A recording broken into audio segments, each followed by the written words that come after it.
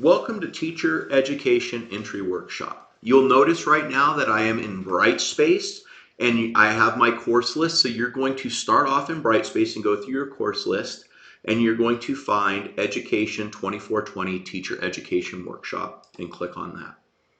Once you are here, you're going to notice in the upper left there is a Content tab.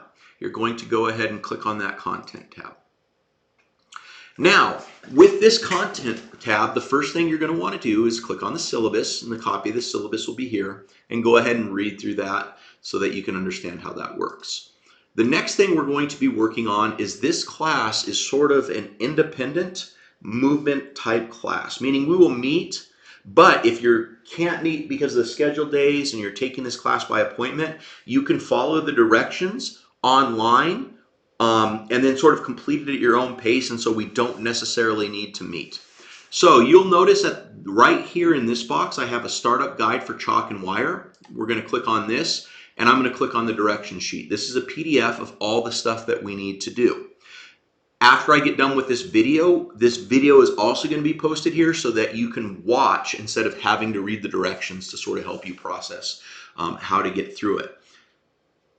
We will move to the next part in the next video.